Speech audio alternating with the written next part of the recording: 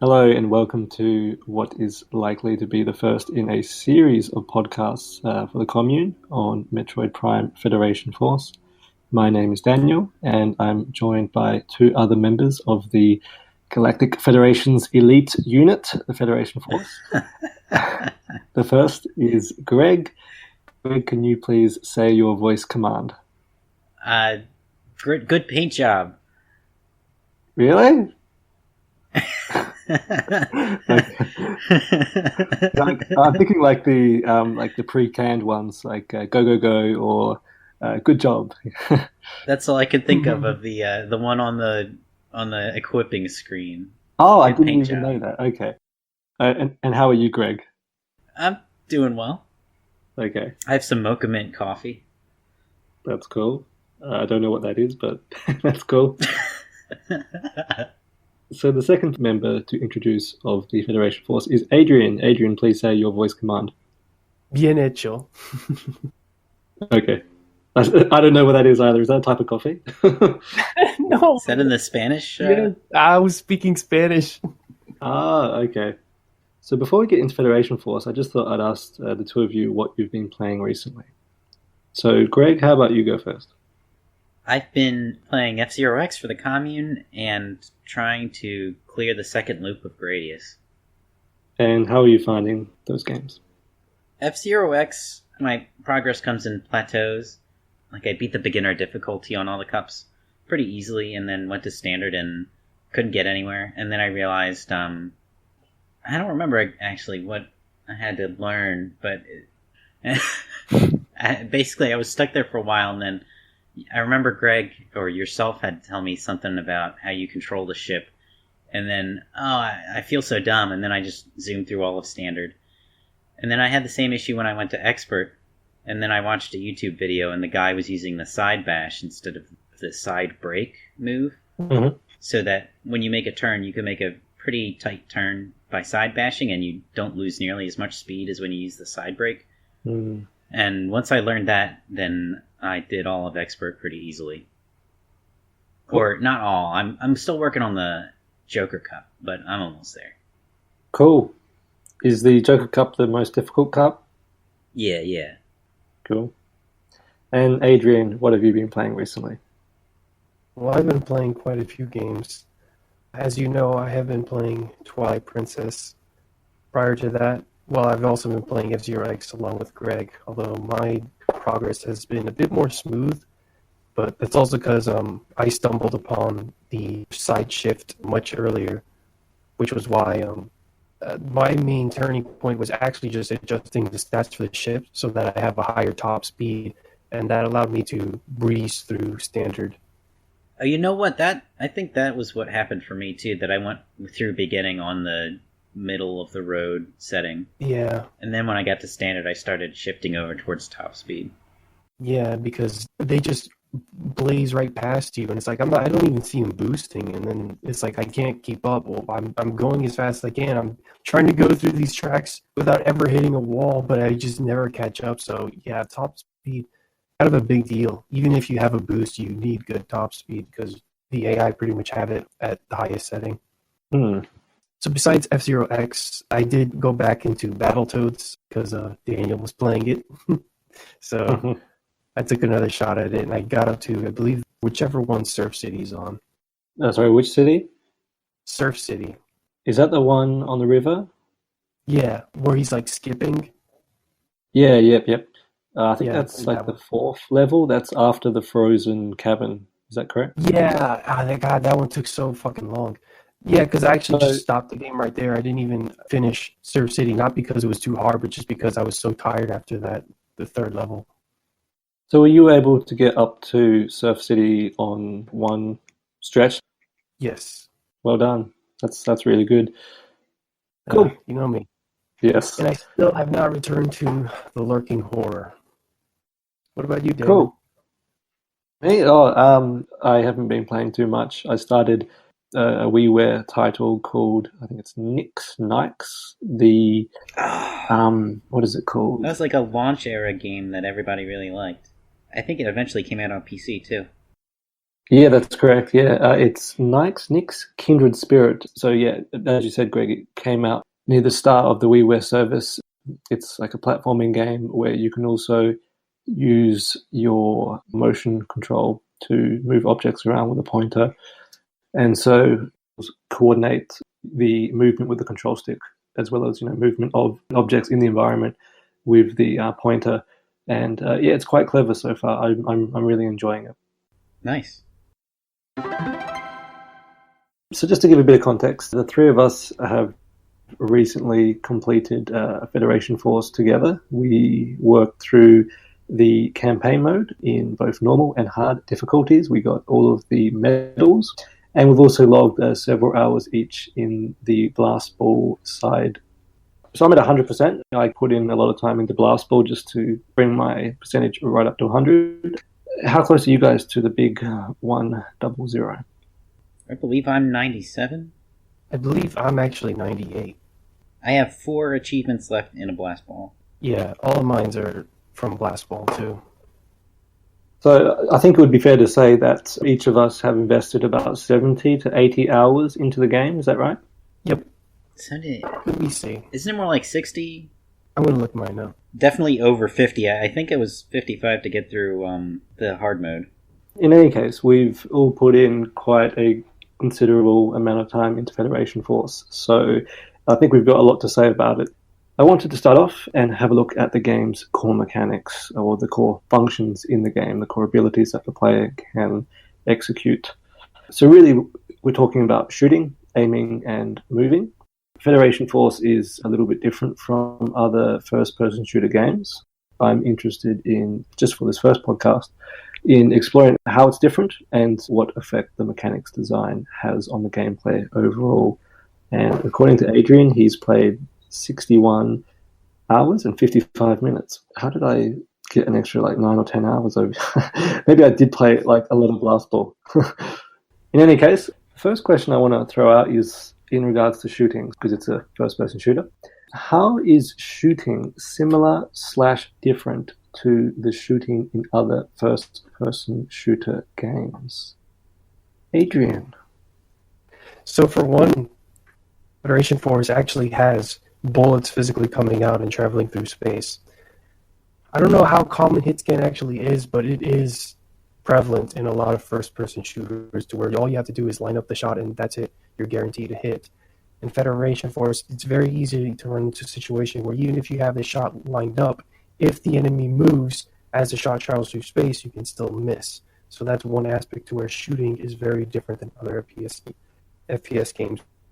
More of a necessity to line up your shots in order to hit moving targets. Greg, did you have anything you wanted to add to that? Shooting is different from other first-person shooters, but more similar to Metroid Prime in that you can charge and you have different levels of charge with different functions. Mm-hmm. That was nice. Actually, you left an interesting note about how it rolls 3 different types of guns into one charge mechanic. Yeah, that's right. So what I said was the mechanic in Federation Force is like a charge shot. So you can tap the button to do rapid fire hits, and then you can also charge to do a powerful shot. And you can also, half charge or 3/4 charge. It runs on a spectrum. And my argument was that being able to charge your shots, it incorporates rapid fire, a mid-power shot, and also a heavy shot as well. So it pretty much captures I guess you'd say a pistol or a Uzi, captures a shotgun, and it captures a rocket launcher as well, all in the one weapon. And in this way, it allows for a lot more control of the power of the shot. At the same time, you've only got the one weapon, so there's less complexity within the shooting mechanics.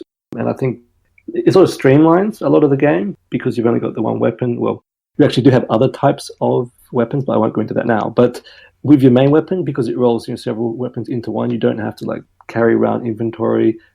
There's no ammo as well, and so it removes and streamlines some of the conventional elements of first-person shooter games. Yeah, and so it's really neat because it's just, it's very simple, straightforward. It's very intuitive. The player has a lot of direct control over what they're doing, and so it's quite neat like that. So because your charge shot is a charge mechanic, and charging takes time to build up, and the longer that you charge, the more powerful your shot. Therefore, you have that's the element that makes it similar to shotguns, to pistols, and to rocket launchers. Right, pistols typically have a short loading animation and a short shooting animation, and they're like the uncharged shots. Whereas charging up a fully charged shot takes quite a long time, and it's kind of like that laborious animation of sliding a rocket in and then launching it off. And reloading. Yeah. Yep. So to build off of what you're saying, Greg, it's that. So there's the shooting animation itself, like you fire a rocket, then you recoil back, and there's a bit of animation there. And also, when you're reloading, like it often takes a while to reload a rocket as well. And all of that is just symbolized naturally with the charge shots and the natural time it takes to charge. And that's an important part of both game feel and game balance, so that you're not spamming stuff. And the other point is that, of course, there is a cooldown on the charge shot. So you're charging up, and then your hand cannon starts, changing. So it changes its appearance as you're doing that, which is really cool. Like a really cool form of feedback, which reinforces how much charge you get. But once you release it, it is raised vertically a bit, and then it falls back down. Whereas if you do rapid shots or semi-charged shots, there's no actual recoil. So if you do a rapid fire shot, I think there is slightly, yeah. So basically, yeah, okay. So it would seem that the more you charge, the more there is a delay afterwards as well. So there's two elements of commitment, I guess you could say. There's actually there's a mod for that on special weapons too, so that you get less recoil when you shoot missiles. Yep, so there's two parts. So there's your charging, and then there's the recoil. And those two things together add trade-offs to your shooting, which is the element that means that it rolls all those, that the charge shot rolls all of those three other typical FPS weapons into the one shot. Yeah, and that mod's really cool. It's interesting how, because the spatial and timing dynamics are so rich, that they can just add in a mod that reduces the impact of your recoil, or the mod from Blast Bowl. The hyper mode mod, where you can charge without reducing your movement speed. Exactly, yeah. So they're really cool too. Those mods really play into the existing strong spatial and timing dynamics. Yeah. Another thing is that one of the ways that the game encourages the use of your charge shot and the various levels of charge shot is the fact that enemies' health are tuned around those values. Because the basic pepper spray, that does like 5 damage. Then your first level charge shot does about, I think, 25. Your second level does 50, and then a fully charged shot does 100, not including any bonus points you do for getting a headshot or anything like that. So the game has its own way of sort of discouraging you from just running up to all enemies like as close as possible, so you don't have to aim as much, and then just pepper spraying them to death. The game has its own ways of challenging you to use the charge shot more, use the aiming more. So even if you do get a playstyle that's more that you get up and personal more often, you still have to deal with the drawbacks of the charge shot, to where it encourages you to use the side step more when dealing with enemies and how they counterattack. Even with the pepper spray, because the pepper spray, it doesn't inflict hit stun, so enemies are still going to move around and try to attack you as you're shooting at them, which means you got to get out of the way. Yeah. And there's many instances throughout the game where it was never that simple to begin with. There are bosses that are hard requirements for you to use the gyro, which is aiming, not locking on. Lock on, you cannot beat this game only using the lock on. There are certain bosses that make that so. Very true. As we were saying before, I guess some people just spend a long time playing scraping the bottom of the skill floor, instead of just like figuring out what many elements of the game were pushing them to do. Are there different things you can do with shooting in this game, or is it just hurting guys? Yeah, All so right, well, shooting balls. okay, yeah. So actually, just to rephrase that a bit, Greg. So in your regular first-person shooter game, you just shoot to kill. Like pretty much all you do is shoot. In some games, like for example, in Resident Evil 4, you've got shooting as a way of getting optional rewards. By killing the crows, by shooting the little dangling necklaces or the like the blue jewels. You've got shooting to create an explosion by shooting a barrel. You've got shooting obviously to kill enemies, shooting to remove locks off doors. So in that game, shooting has a variety of different functions, and this is similar to Federation Force. And I know Adrian, you're very keen to talk about one of your favorite examples, so I'll leave you to do that. Yeah. So besides just shooting just to even open the doors, also have shooting to blow up walls, and probably our favorite is shooting balls. What do you mean by balls? Well, I mean the little spheres that come out in the ruins level. There's also the spherical bombs in the ancient skiff level. Those are the two main ones I can think of, but also shooting Samus when she's in Morphball mode. Yeah, so there's particular missions where you have to fire at these spheres to push them around the level, and they act as keys to locks. And part of the challenge is actually, how about you explain exactly how you target the ball to move it around, Adrian? Because I know that when we play the second mission, you're very good at doing that. Yeah, so the second mission is really good in actually teaching you something fundamental for blast ball, which is learning how to aim low and to actually shoot the ball and make it jump into the air, similar to what you do in pool. You sort of aim to the lower end of the ball to actually make it do a jump shot or a bank shot or whatever you call it. It's also helpful for timing your shots in order to actually get the ball to roll around, or to roll around at the speed that you need it to. Particularly those narrow spots where you want to avoid having it pushed off those pillars or on that narrow catwalk. I know one of them has that too. And it's also used in Blast Ball, of course, as the main interaction within that game. It's like a game of soccer where the ball is like the soccer ball, but you shoot the ball to move it around, and you've got two teams of three trying to push the ball into their goal. Yeah, and there's a whole other discussion we can get into what our strategies are for Blast Ball and how to play better at that game, but for another podcast. Absolutely. What are the other functions, though? There are certainly other functions. I know that a nuance of shooting that plays into, that is its own function of gameplay, is when you charge your shot, you also suck in. Your cannon acts as like a vacuum. Greg, do you want to talk a bit about that? So in the world, you can open up crates to collect different items, and these will be like healing tanks or missiles or one of the special items that you can equip at the beginning of the match. And when you use your charge shot, you'll suck them in like you would suck in pickups in Metroid Prime. And can we think of any other functions that shooting has? I mean, so opening doors as well, and there are several ways to open doors as well, of course. You've got like the conventional doors that you just shoot, and then you've got other ones where, two or three of us have to, shoot at it to unlock it as well. Yeah. So, and then the ones where you have to shoot the key missile at it. And you do actually have to shoot at it. It doesn't automatically fly to it, because I remember learning at the hard way that, you can't just shoot that off into nowhere because it does break the key. That's so weird. I think beyond what we've discussed so far in regards to shooting, there are also elemental attacks, fire, electricity, and ice. But I think we'll leave that for now, and we'll discuss it when we get to talking about mods and buffs, and loadouts.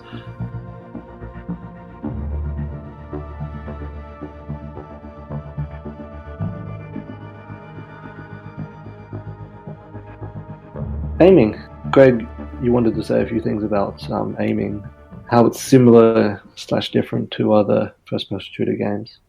Yeah, in some ways it's similar to other first-person shooter games in that you have the free aim versus aim down the sights setup, where when you're not locked onto anything, you can just walk around and look at anything, and you can use the R button to adjust your aim the same way you would use the second analog stick in another first-person shooter. And then looking down the sights of the barrel, you obviously can aim a lot more precisely. But unlike a lot of other first-person shooters, you have a lock-on, which makes aiming trivial, and that it guarantees that you will be pointed at the enemy that you want to hit. And instead, the challenge is to time your hit so that the enemy doesn't dodge it, or your challenge is to adjust your aim using the gyro so that you hit a particular part of the thing that you're locked onto.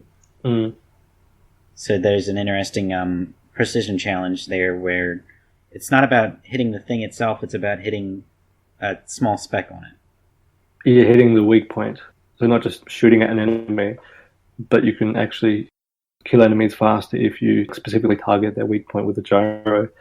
Just to step back for a bit. So we've got one type of aiming, which is just you aim by physically moving your body, and where you fire is directly in front of you. We've got a second type of aiming where you hold the R button, and you can actually hold the R button and move at the same time as well. And you've got the third type of aiming, which would be locking on to an enemy, and that does affect your movement options, which we'll talk about in a sec.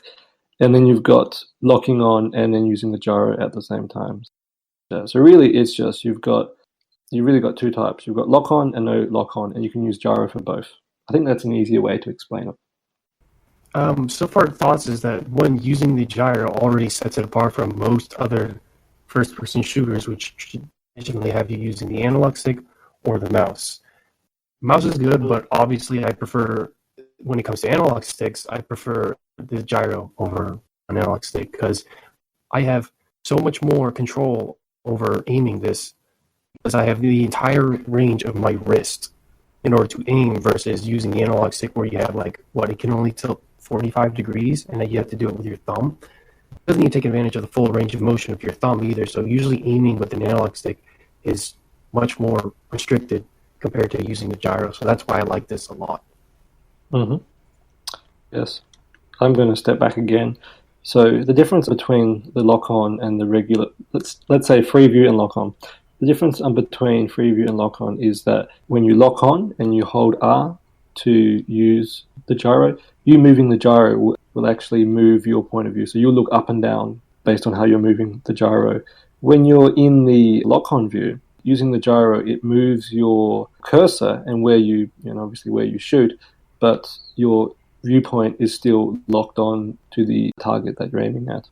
Also, to extend on what you're saying, Adrian, I think a similar game to Federation Force in terms of its controls is Uncharted Golden Abyss for the PlayStation Vita, where they also incorporate some motion control in the aiming.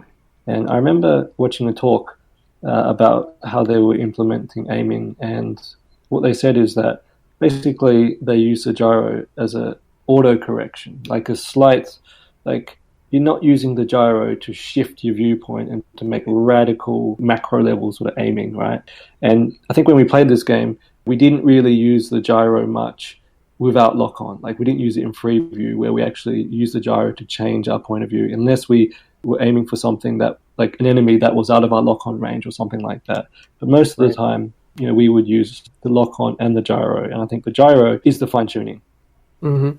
That's a good way to put it, because one of the key things that allows that to work so well is the fact that your default movement controls are also not standard to most shooters. In other words, left and right doesn't actually make you strafe left and right. It turns you left and right, and that is what makes the gyro work more, because if it was like gyro by default and it didn't have a button for when you wanted to use it, it would be far more cumbersome just to simply turn around. Because you have to twist it so much in order to actually get it to do a 180. But with the way it's set up now, all you have to do is just hold right on the circle pad, and you can just do that instead. Lock-on is also especially helpful with the gyro aiming, so that you can make those slight adjustments without it quickly moving off the screen. Yeah, exactly. Yeah. I want to talk a bit more about the gyro. a lot of people, when they look at the whole Metroid Prime series, except hunters, they'd say, well, it's not really like a real like a quote unquote real FPS, because you can lock on, and if you can lock on, then you can just shoot at enemies and get rid of them. It doesn't really take any skill, and then people, defenders of Metroid games would say, well, it's actually not really about shooting; it's about adventure and exploration, and that's kind of true as well. But Federation Force is a bit different than the main Prime games in that it stresses shooting a little bit more. Greg actually did cover this earlier, and Daniel, I think you did too, about how the lock-on does have an effect on the enemy design, and both Federation and the Prime games do this, where it's more emphasizing the timing of your shots and how the enemies move, because your bullets have to actually travel through space. More timing your shots, more, I guess you could say, tactical, to where you pay attention to their movements more, versus other shooters where it's like, oh, they're on my cursor, bam, I hit them. So what you're saying is that because your bullets are slower, then you have to be more precise with your shots, or at least have better leading with your shots, and that the lock-on perspective helps to scaffold the player so that the challenge isn't so difficult, right? Is that what you mean, or? A little bit of that. So part of that has more to do with the fact that the bullets aren't super fast like in other games, which, lock-on doesn't really have to do anything with that, but it's true that lock-on does make it less about aiming. For the Prime games, I'm speaking specifically for the Prime games, but it doesn't make it so that shooting is trivial, because the enemies are designed differently to where it emphasizes more the timing of the shots rather than the aiming of the shots. Right, the balance has been shifted. I think you have to view both in context of each other, because it's all about balancing the shooting in general. Now, as for shooting gameplay, in general, I would say the Federation Force absolutely leans more towards shooting and combat more so than the Prime games, where there was that careful balance between exploring and adventuring along with shooting and platforming. The point of distinction then really is the scan visor and the role that the scan visor plays in the gameplay challenge. Is that you could say that the gyro aiming is the chunk of the game design that shifts the focus more towards the combat and the aiming, as you're saying, as opposed to the gathering intelligence about the world. If I understand you correctly, the comparison is that in Metroid Prime, you would spend some of your time in shooting mode and some of your time in scanning mode, whereas in Federation Force, you're spending all of your time in shooting mode, but you have different shooting modes, so that's where you get your complexity from. Yes, absolutely, yes. Yeah. I would also say that with Metroid Prime, as we established, the lock-on kind of takes out aiming. Although technically you can still free aim in Metroid Prime, but you have to be stationary to do it. And I think there are actually certain points in the games where it does encourage that. The simplest one I can think of are the screes, where they usually fly in a pack and they're too fast to actually shoot at them. So you typically want to use free aim for those. Of course, excluding Metroid Prime 3, Federation Force, by virtue of the gyro, does actually put aiming more as a core part of the shooting. So in addition to timing your shots to hit the enemy, so that they don't move out of the way, you also have aiming as well. Whether to hit them as they're moving or to hit their specific weak points. How do you think the enemies are then designed around the shift in the emphasis of the combat gameplay? Well, the first and I think most obvious point is that they have those weak spots. Like the main pirates will have shoulder pads that if you hit will do double damage. So they have little weak spots that encourage you to use your gyro to refine your aim. The Zerberats are another example of an enemy that circle around the player because they're kind of like wolves, and their default strafing speed is actually too fast that if you just use lock on, you're just always going to be missing until they turn around and basically walk into your shot. So the best way to deal with the Zerberats as they're trying to circle around you is actually to use gyro, aim ahead of where they're going to be, and then blast away at them. There are a few other enemies like that. The screes that fly off, those are another enemy that you, because of the way they're sort of diving at you, just that little bit of where they're angled downward is enough for them to sink under your shot.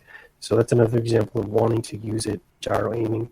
Those roly-polies, the hedgehogs, are another example of when you want to use it, especially when they're trying to dig in the ground, so you want to aim lower. and especially the brutes, because they have these green glowing parts of their bodies on their legs, their back, their face, and their shoulders, and even their belly that you want to shoot at in order to kill them. I think the roly-polies are Griptrixes. I can't remember their name. I'm going to keep calling them roly-polies. Oh yeah, the Ice Titans, their jeweled arms, those are also weak points that you want to use the gyro to aim at instead of their main body. I think a number of the bosses also emphasize the use of gyro, and I think that there is, particularly in the second half of the game, in the final few missions, a number of the bosses also, gyro, actually is one of my favorites, is, I'm not sure what it's called now, you guys might know. It's the central core, and it's got the vertical stack of boxes that open and close. Right. Yeah, that box boss. Yeah, a box boy cameo. So you've got a circular arena with a sort of outer bridge and then a gap, and then you've got this core in the middle, and the core has 4 sides, and these sort of boxes fall in and they will open up, and you have to use a gyro to aim up and down on the boxes because not all of them open up at the same time. The joke is that there's one point in the center where you're lock onto, and you won't lock onto necessarily any of the boxes.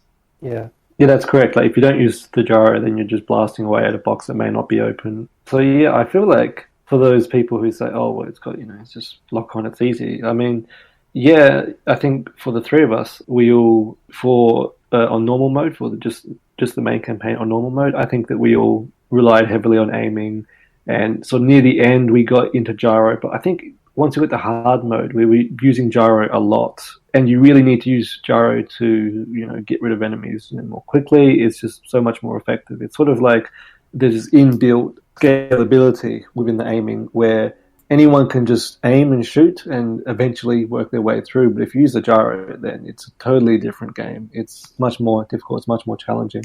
And watching some of the video reviews online, it's really disheartening to see so many people just lock on, and then they'd say, like, for every bit of video, they're just locking on. There's no gyro use, and it's like, and then they just complain that the aiming's really easy. Yeah, the game has a mix of, I guess, hard and soft requirements, where I think Adrian mentioned that the first hard requirement for gyro aim was launching the balls in Mission 2, how you lock onto the post containing a ball, but to set it off, you'll have to actually gyro aim up a little.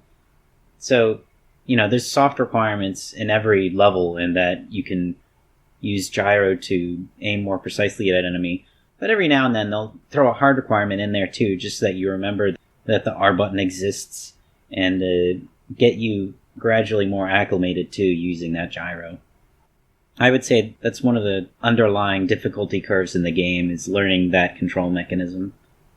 Yeah, I think you put it really well, Greg, when you say that they'll just kind of sprinkle it in here and there. Oh, don't forget the gyro, don't forget the gyro. Actually, I think the best use of gyro is blast ball.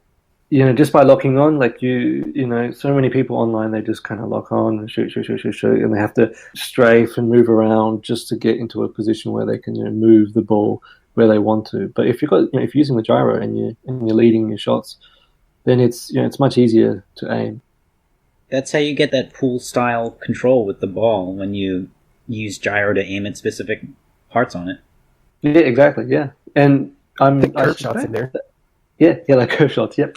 And I think that's why they put Blast Ball out early. Because Blast Ball came out a few months before Federation Force was released.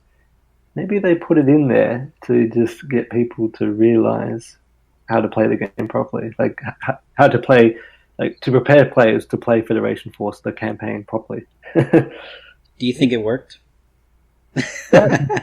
Maybe, but I could also see the argument being made, or actually even a stronger argument for how Federation Force is really just training for Blast Ball.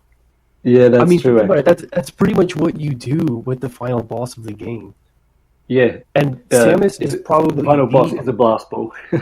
Yeah, I do think the sphere challenges in Federation Force are oddly strict, like in that first level, and the ball physics are just hard. So it did feel a little weird and out of place, but then in the context of Blast Ball being a mode, like, kind of felt okay. No, I could see your point about how, the balls are small and not exactly what you play with in Blast Ball. Whereas, like, variety in another mission would just be, like, pushing a cart, and that's not hard to do at all. It's hard to do it in the mission because of how you have to time how you push the cart through past storms and stuff like that, but it's not the actual activity of pushing the cart that's hard. Right? Whereas the ball physics themselves, like, that is kind of hard. And they put it like really early in the game in just the second level. Yeah. Yeah, well, I think we'll have a few things to say about the both the variation and also the way the levels the missions are organized. There's a lot to talk about there. Future podcasts. I just wanted to add as well that the timing element, how when you shoot and your bullet moves through space and therefore it takes time to reach its opponent, so timing skills are a really important factor when shooting. That plus gyro is such a rich, fertile ground. Like even when we were near the end of the hard mode campaign, like I just think of like that first, like the first room with all the space pirates in the final mission of hard mode, and just really getting into that aspect of the game. But those two things, the timing and the gyro, it's so rich and engaging, and that's probably my favorite bit about the game, is engaging with that GUI center. The fact that the bullets have to travel through space and you can miss the target move, that in itself is another way the game encourages you to use the gyro, so you can manually lead your shots instead of solo lock on. Were there any other comments on shooting or aiming before we move on to movement speed? I think the bonus damage points you get off of headshots is another way that the game encourages the use of gyro. Particularly when you put that with some of the point requirements. As we know from some of the missions where we just had to get better at shooting. Like we just had to use better gyro. So better gyro equals more headshots. So headshots are points. So anytime you shoot an enemy, you get points based on where you hit them. And so if you do a regular pew pew shot, you get so many points. If you do a charge shot to the body, then you get more points. If you do a regular shot to the head, then you get so many points. If you do a charge shot to a weak point, like the head or the shoulder, and you have to use the gyro aim for that, then you get max points. And so, because some of those requirements, right, Adrian, some of those point requirements and also time requirements, they really push you to get better at your gyro. Yep. Sorry, did I just steal it? I kind of feel like I stole your point. Oh, no, you didn't. It was just an assist. Yeah. I need more of those so I can get 100% in Blast Ball, by the way. Yeah, we'll talk about that later on. I have a good tip for that.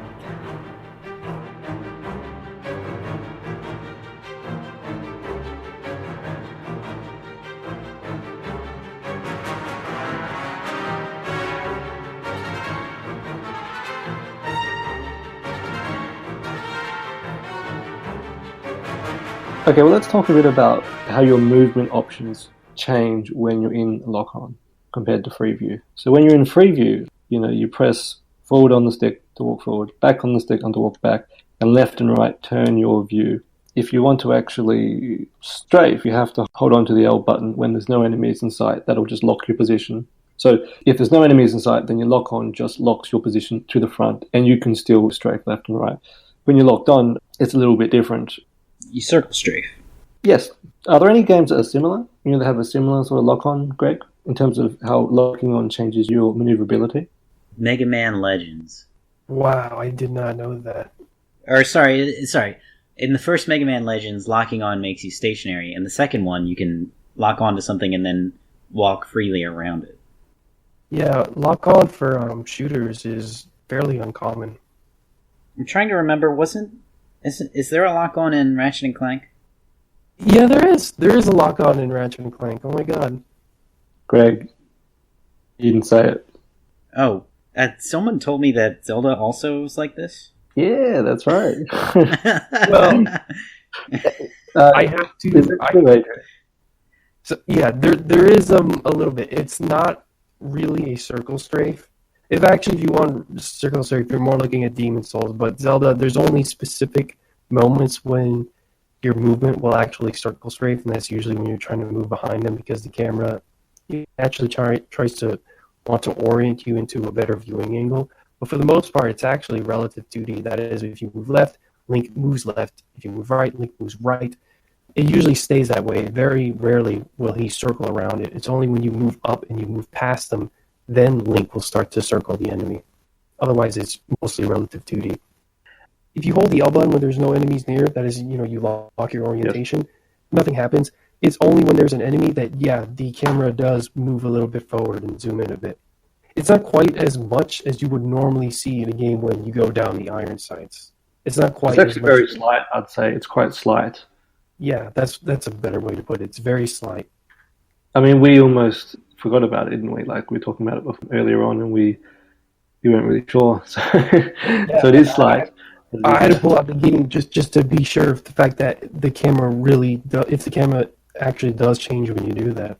Because I was pretty certain that the camera mostly stays the same for the entire game. We've talked about the different ways that you can maneuver your mech in the game, but there are a few things we haven't talked about. Let's talk about movement speed. It's certainly slower than other first-person shooter games.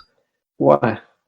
If you look at Doom or Quake or any of those old-timey first-person shooters, they're all about zoom in as fast as possible. Whereas Federation Force is like the total opposite, where you feel really sluggish and tanky. Yeah. I feel like it's the same speed as the Metroid Prime games, where Samus isn't moving at a dashing speed, and there's no dash button either, by the way. Well, there's a side dodge. Yeah, strafing. Yeah. Which actually leads us to the point where we would, we would turn to the side and then we would strafe our way ahead just to move forward faster. Yeah. Federation Force makes a lot of use of its 3D space, so I think it's another matter of balance there, in that moving through the space slowly gets you to appreciate the full range of the environment, and your slow moving speed helps you to cope with enemies that can come from all angles.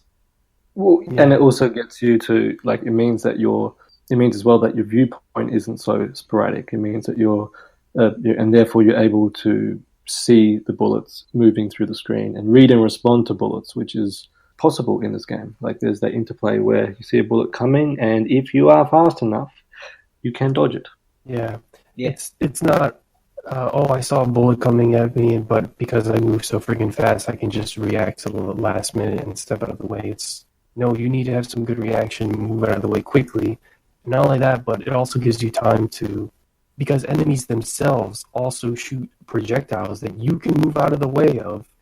It helps that there's still enough time for you to judge where they're going and be able to step out of the way. And that's what you do have that dodge move for, that once you recognize you need to move out of the way, it's not like you have to plan ahead that far. Yeah, for the ones that are actually, fast at your default speed isn't, like the roly-polies, that's when the side dodge becomes especially useful. For when you need that quick, fast burst of movement, but of course it's not holding down a dash button so you can strafe at high speeds. It's a time this dash properly so that you can move out of the way, because the roly-polies, I believe, can still adjust themselves, or just that little bit of a pause after you do a dash is enough to keep you still enough for them to hit you. Yeah, I mean, because the bullets move slowly through space and time are therefore central elements of this game. Yeah, as you're saying, Adrian, even that slight pause at the end plays into the strategy. It's sort of like, so I do some dancing in my free time, some tango, and when you get better at tango, you learn to break down steps into smaller chunks, and that even applies here to the movement, into the fixed animation of certain types of movement. Another thing is that because of the movement speed being generally slower, and also meaning allowing enemies to have a comparable movement speed to you, because the thing with Doom and Quake is that game probably wouldn't work as well if enemies could move as fast as you could, because they'd be zipping across in and out of your line of sight. In Federation Force, because your movement speed is slower, that means it's harder for you to just run away. So you're more likely to confront whatever encounters in front of you instead of just, running away because you're so fast. No, you're not fast. You have to sit there and deal with it, because if you try to move away from them, guess what? They're just going to come closer to you. So it keeps the interplay more focused. Yeah, it keeps the fighting closer. Everything is weight and commitment to it. Yeah. That's really interesting. I hadn't thought of that point before, Adrian. And this is, again, because space and time are the central issue here. That's where the animation, that's where your surrounding environment really come into play as well. There are some levels where you've got like a corridor and you've got like little areas that you can jump to at the side. So enemies have their certain animation, like the turrets, they'll come out and shoot for a while, then they'll pause. And because you can see their shots from when you're behind cover, even from the first person view, like you can still see it like in the corner of the viewpoint, you can move to the side, see and often hear, they're shooting, and then move back in. And that doesn't even require any cover mechanics per se. It's just a natural consequence of the strong spatial dynamics. Yeah, and movement speed being slower doesn't, contrary to what some people might think, it doesn't mean that you have to do cover shooting based gameplay.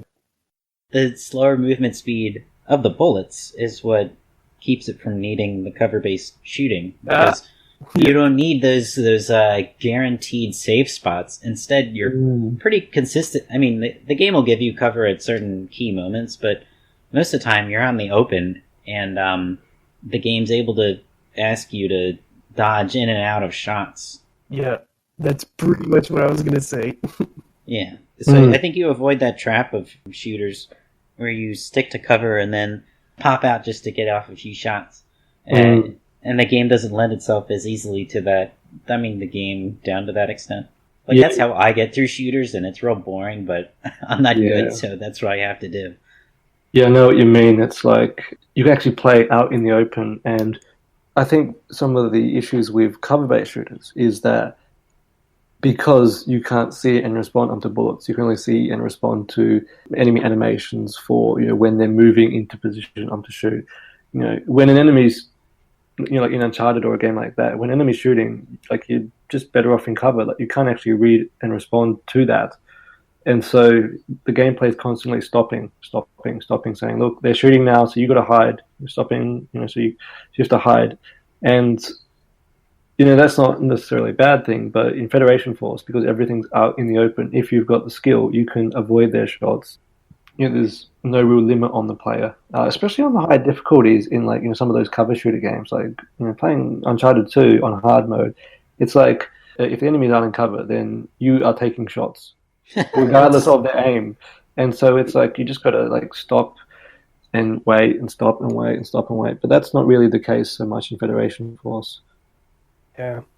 Not only that, but because enemies don't fire a constant stream of bullets, they have a clear animation tell for when they do it. You're actually pretty comfortable running up to most, well, aside from the fact that a lot of enemies are also melee based in this game, you can pretty comfortably run up to most of their faces and shoot a fully charged shot at them. Even the space pirates, which do shoot at you because they have that nice clear tell for when they do it.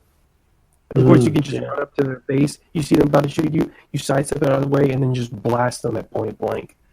Yeah. Or even actually what I love doing is like you're walking in, like you're walking on towards the pirate, and they start shifting to the side, and you put on your gyro, your charge is going bang. So you can predict and lead in that way, and that's really cool. I love that feeling.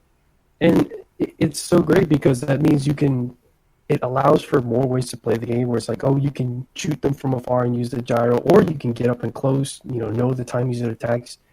And because they're closer, that means it's easier to aim at them, therefore you can just use the lock-on. But that also means you understand the attacks, and you being comfortable enough to know when to sidestep out of the way and blast them from up close, and you can do that with all the other enemies. So even if you're not really using the gyro aiming, you're still playing into a pretty cool part of the game, which is that timing aspect.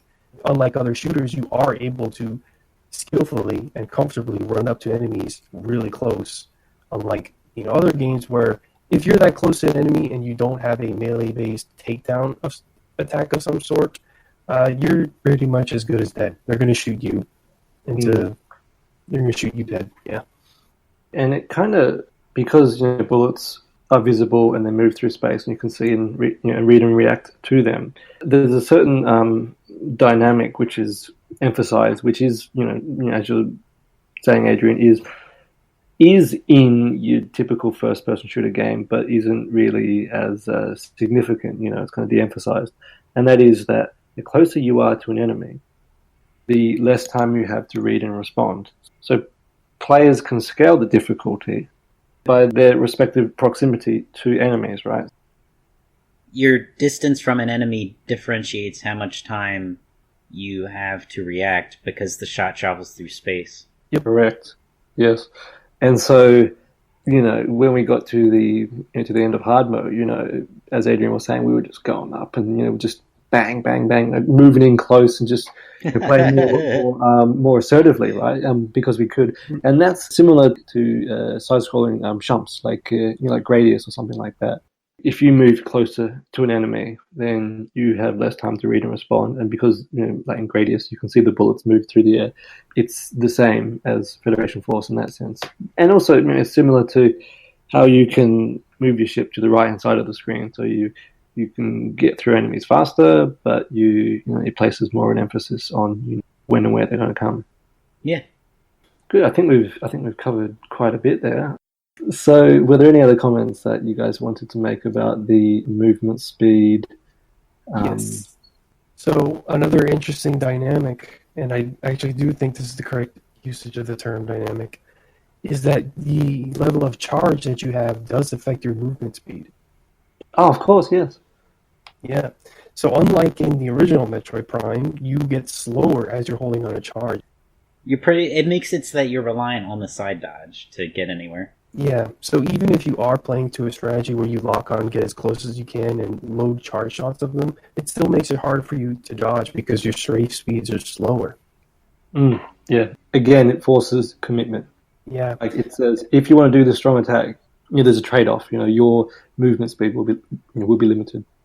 Yep, and that's another cool aspect of the game. So, I guess a little bit to question of what's with these that saying, oh, aiming's easy, whatever. It's like you still need to deal with the fact that the charge shot has those limitations with it. So it's like unless you're just sitting there pepper spraying them the whole time, it's like you're not really playing with that much skill. You're like scraping the bottom of the skill floor and then complaining that the game's too easy. Actually, not even that I don't even know how you can say the game's too easy because it's not. Like we died on the third level in co-op, so I don't know. You saying it's too easy, I think you're full of shit. You're not meant to say that, Adrian. We didn't die very much at all while the Federation.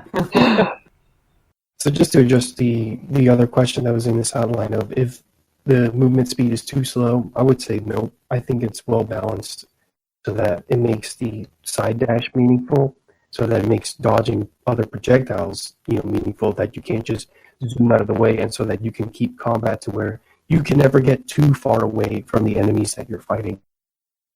The other element, of course, is that the movement speed fits with the form, which is form fits function. That is to say that you're in a giant, unwieldy mech.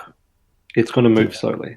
So the fiction of the game suits, the nature of like the movement speed of of the mech and so on. I think we've touched on a good range of points within just talking about these three very basic mechanics, and we've also touched on the the nature of space and time as well, which are also very fundamental elements of Federation Force. I just wanted to ask if there were any final thoughts or things that you wanted to add that we haven't discussed so far. Greg, did you have any final thoughts? Federation Force, it's easier to hit stuff than in other first-person shooter games.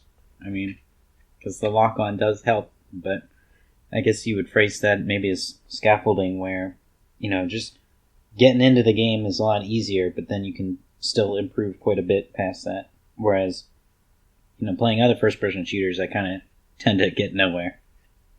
I don't even get off the ground. Adrian? A little bit of what I said to that is I've always kind of had a bit of a mixed relationship with first-person shooters, mainly because they include so many elements that I don't like. But Federation Force doesn't do that. This is also why I love Kid Icarus Uprising so, because bullets travel through space, and it makes use of that from both the players and enemies, so that aiming and dodging shots is more meaningful, and that's why I enjoy this game a lot.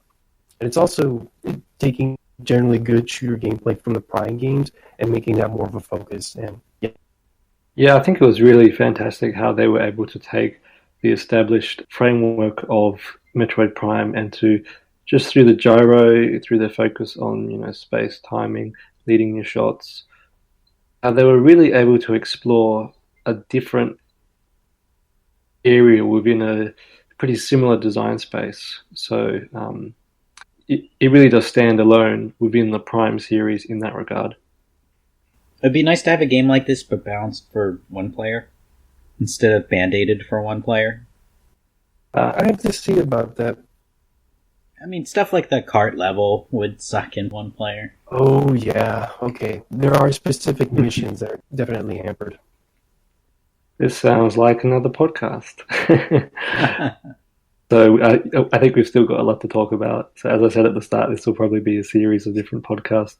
I'd just like to conclude by saying that I think that the design of the shooting, aiming, and movement functions of Federation Force, I think what they do is, they really reinforce a clean design, so you can see what's happening in the game. You can read and respond onto what's happening.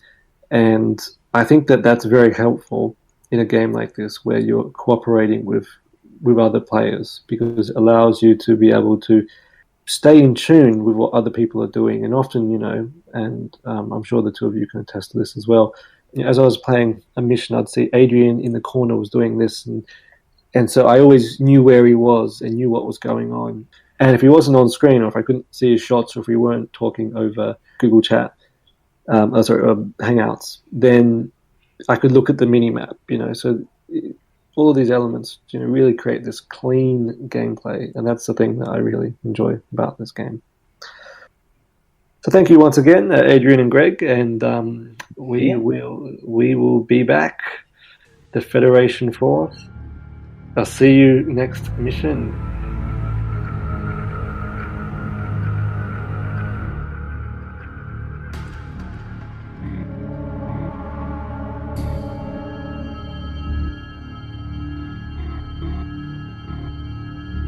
All music in this podcast was from Metroid Prime Federation Force.